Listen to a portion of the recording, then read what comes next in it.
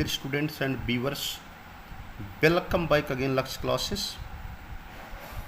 प्रिय विद्यार्थियों, आज के इस लेक्चर में हम बात करेंगे BSc 5th semester zoology first paper diversity of non chordate की पाठ्यक्रम यानी सिलेबस के बारे में।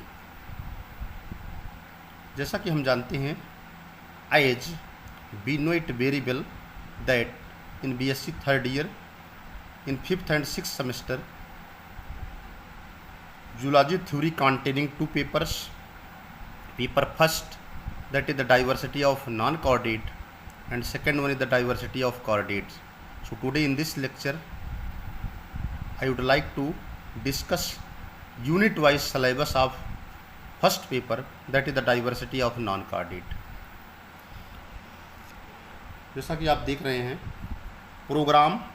प्रोग्राम अगली क्लास, ये डिग्री क्लास है, ईयर है थर्ड ईयर, सेमेस्टर है 5th, कोर्स कोड है B050501T। कोर्स की जो टाइटल है वो है diversity of non chordate and economic zoology. Diversity माने होता है विविधता, नॉन माने नहीं, कार्डेटा माने कशेरुक। इसको दूसरे शब्दों में कहेंगे अकशेरुक जंतुओं की, नॉन कार्डेट्स की diversity.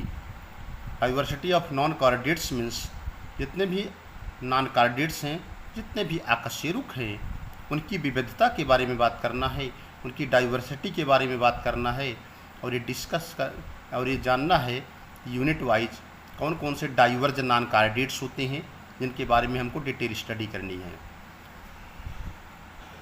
And economic zoology, economic माने होता है आर्थिक, जूलॉजी माने जंतु विज्ञान, और इस पेपर में हम इकोनॉमिक जूलॉजी की भी बात करेंगे। इकोनॉमिक जूलॉजी का मतलब होता है आर्थिक जंतु विज्ञान। Economic zoology means economic zoology का मतलब ये है कि जंतु विज्ञान से या जूलॉजी के माध्यम से, एनिमल्स के माध्यम से, डिफरेंट ऑर्गेनिजम्स के माध्यम से हमको क्या बेनिफिट हो रहा है, क्या हमको लॉस हो रहा है, क्या हमको फ़ायदा हो रहा है, क्या नुकसान हो रहा है, इन्हीं के अध्ययन को हम कहते हैं इकोनॉमिक जूलॉजी। अब हम इसकी क्रेडिट है 4 कोर कंपलसरी है। टोटल नंबर ऑफ लेक्चर्स जो इसमें है, एक साइड में लेक्चर्स दिए गए हैं, एक साइड में टॉपिक का नाम है। आगे देखते हैं।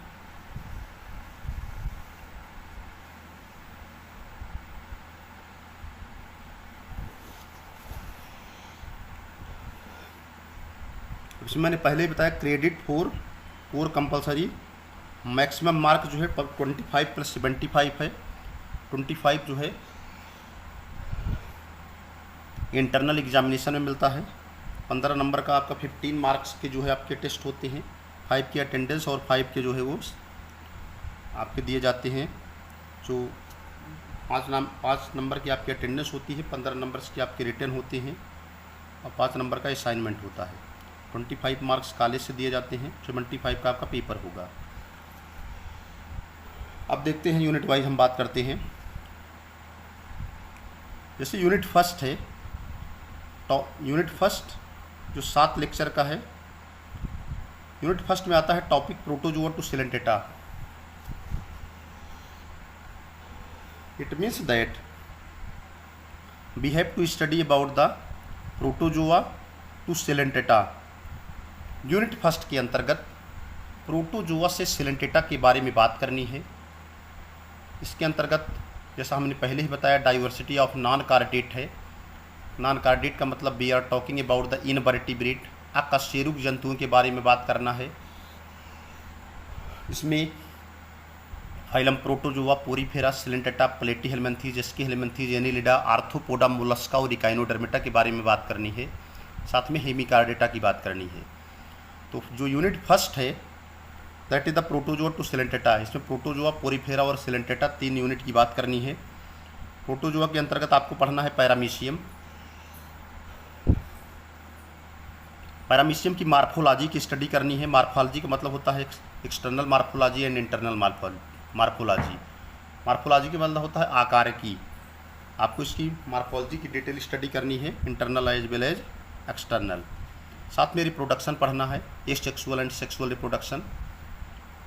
फिर पोरीफेरा के अंतर्गत साइकान है, इसके कैनाल सिस्टम का की स्टडी करनी है, नलिका प्रणाली का अध्ययन करना है। और फाइलम सेलेंटेटा में ओबेलिया पढ़ना है, उसकी मार्फोलॉजी पढ़ना है और रिप्रोडक्शन पढ़ना है। ठीक है।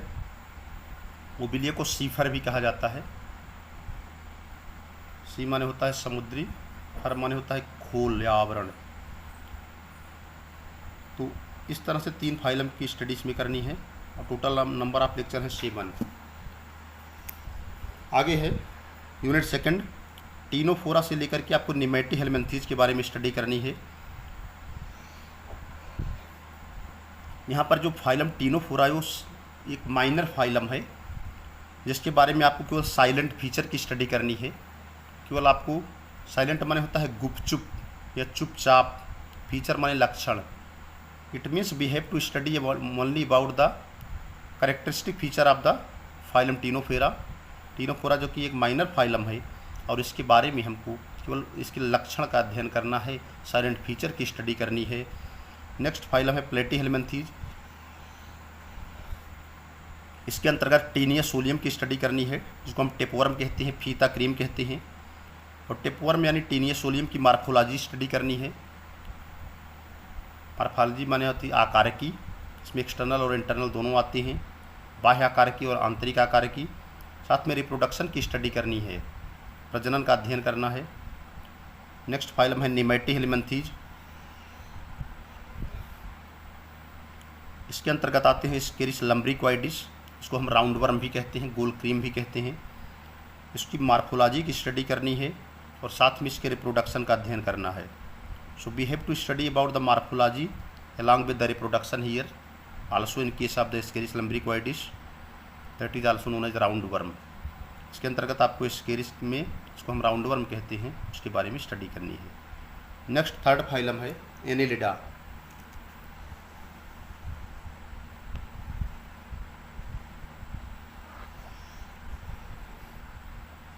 अगर एनिलिडा की बात की जाए, इसमें जितने भी ऑर्गेनिजम्स होते हैं, क्रीपिंग वर्म्स होते हैं, एनिलिडा। इसके अंतर्गत हिरोडिनेरिया के बारे में बात करना है। हिरोडिनेरिया को हम लीच कहते हैं, हिंदी में जोक कहते हैं। Leech is a sanguivorous animal. ये मैमल्स, कैटल्स, काउज, बफेलोज उसकी बॉडी से चिपक जाती है और उसके अपने सकिंग आर्गन से ब्लड को जो है सक करती है। तो ये संगीवोरस एनिमल है, इसको हम लीच कहते हैं, इसको हम हिरोडिनेरिया कहते हैं। इसकी मार्फोलॉजी की स्टडी करनी है, साथ में इसको रिप्रोडक्शन का अध्ययन करना है। नेक्स्ट है 4th फाइलम है आर्थ्रोपोडा। आर्थ्रोपोडा, आर्थो मीन्स होता है जॉइंटेड एंड पोडास मीन्स होता है लेग और फूट।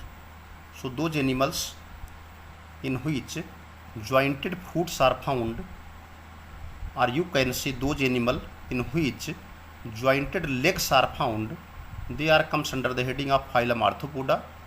and in the phylum Arthropoda we have to study about the पैलिमान, that is known as प्राण। अगर हिंदी में बात करें, पैलिमान को झींगा मछली कहते हैं, that is fresh water animal, ज़्यादातर नदियों में पाई जाती है ये झींगा मछली। इसकी मार्फोलॉजी पढ़नी है, बाह्य आकार की पढ़नी है, अपेंडेजेज पढ़ने हैं। अपेंडेजेज माने होता है लोकोमोटरी आर्गन, इसको उपांग कहते हैं, चलने फिरने के अंग कहते हैं, तैरने के अंग कहते हैं। नर्वस सिस्टम पढ़ना है, तंत्रिका तंत्र पढ़ना है, मस्तिष्क पढ़ना है। एंड रिप्रोडक्शन मीन्स होता है प्रजनन का अध्ययन करना है। नेक्स्ट बात करते हैं 5th, that is the 5th जो है यूनिट है mollusca to hemichordata. Mollusca phylum है। फाइलम मोलस्का के अंतर्गत पढ़ना है पाइला। इसको पाइला आप जानते ही हैं, इसको घोंघा भी कहते हैं, इसको स्नेल भी कहते हैं।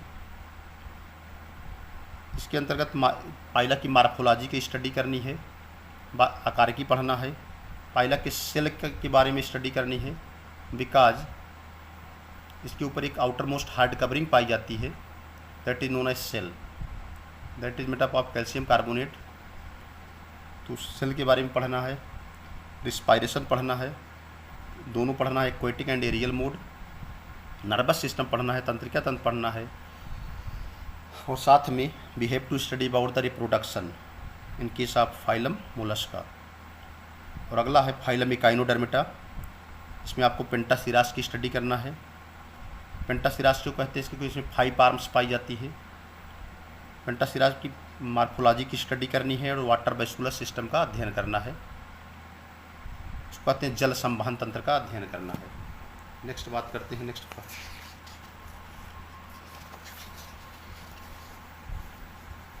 आगे है 6 यूनिट, इसको हमें है vector and pest. Vector and pest में we have to study about the vector में क्या होता है, वो इसको वाहक कहते हैं। पेस्ट्स क्या होते हैं, any living organism which is harmful to the any living organism which is harmful to the vegetables, fruits as well as other stored grain pest and as well as other stored grain products are known as pest। Paste का मतलब होता है ये नुकसानदायक harmful organisms होते हैं जो फसलों को, स्टोर्ड ग्रेन पेस्ट को, फ्रूट्स को, वेजिटेबल्स को नुकसान पहुंचाते हैं। Life cycle and their control of the following paste, नीचे दिए गए निम्न पेस्ट का जीवन चक्र और उनके नियंत्रण के बारे में बात करनी है। जैसा मैंने पहले ही एक्सप्लेन किया, pests are the harmful organisms, यानी living organism which is harmful to the stored grain vegetables as well as other products, they are known as pest. इसके अलावा गंधी बग है, शुगर केन लिफाफर है, रोडेंट्स है जो कुतर कर खाते हैं, जैसे इसमें माइस है, रैट है, स्क्वायरल है, इसमें रोडेंट्स आ जाते हैं, टर्माइट्स है, इसको कहते हैं दीमक, मॉस्किटोज हैं, और देयर कंट्रोल है। और लास्ट में 7th यूनिट की बात करते हैं, इकोनॉमिक जूलॉजी फर्स्ट की। इसमें आपको आर्थिक जंतु विज्ञान फर्स्ट और आर्थिक जंतु विज्ञान सेकंड 2 यूनिट है। इसमें फर्स्ट है इकोनॉमिक जूलॉजी फर्स्ट, इसमें आपको पढ़ना है एनिमल ब्रीडिंग, इसमें पढ़ना है जंतुओं का प्रजनन एंड कल्चर। कल्चर माने उसका कैसे हम संवर्धन करते हैं, कैसे उनका संपोषण करते हैं, उनको कल्चर करके उनका नरिशमेंट कैसे देते हैं। और ये कल्चर के अंदर आपका पाइसी कल्चर पढ़ना है, मत्स्य पालन पढ़ना है। पाइसी कल्चर के द्वारा आज बहुत सारी अर्निंग हो रही है, लोग, भारत जो है पाइसी कल्चर के माध्यम से करोड़ों रुपए अर्न करता है। Spicy culture is one of the best way for getting the money and we can produces a huge amount of spices with the help of the pisciculture in the form of the pisciculture industry। अगला है economic zoology second, इसमें आपको sericulture पढ़ना है, silk worm के बारे में पढ़ना है, एपीकल्चर पढ़ना है, इसमें हनी बी के बारे में पढ़ना है, मधुमक्खी के बारे में, लाइक कल्चर है, लाख के कीड़े के बारे में पढ़ना है, और बर्मी कल्चर पढ़ना है, अर्थवर्म वगैरह के बारे में पढ़ना है। इसमें आपको तो ये सारे जो है इसमें आपकी बर्मी कल्चर में आपकी जो आपकी एक खाद आती है, तो क्या कहते हैं उसको, बर्मी कंपोस्ट। तो इस तरह से सारे जो है आपके टॉपिक्स 8 यूनिट में पूरा डिवाइड किया गया है। This is the 8 unit which we have to explain here. आपका जो BSc 5th semester zoology first paper है, डाइवर्सिटी ऑफ नॉन कार्डेटा, इस तरह से 8 यूनिट में डिवाइड किया गया है। 8 यूनिट को मैंने पॉइंट टू पॉइंट आप लोगों के लिए एक्सप्लेन कर दिया है। सारे के लेक्चर्स बगल में दिए गए हैं, 8 लेक्चर, 7 लेक्चर इस तरह में इस ड्यूरेशन में आपको स्टडी करना है। अब इसके बाद हम नेक्स्ट डाइवर्सिटी ऑफ कोऑर्डिनेट की बात करेंगे, तो उसके बाद हम 1 बाय 1 आपको जो है यूनिट वाइज हम एक्सप्लेन करते जाएंगे ऑनलाइन, और नेक्स्ट वीडियो में डिस्कस करेंगे। Thanks to all of you watching the video, thank you. अगर आप चैनल पर नए हैं तो ज़रूर चैनल को लाइक और सब्सक्राइब करिएगा, इससे आपको नए नए लेक्चर्स की नोटिफिकेशंस आपको मिलते रहेंगे। So again thanks to you. Thanks to all of you watching the video. Thank you.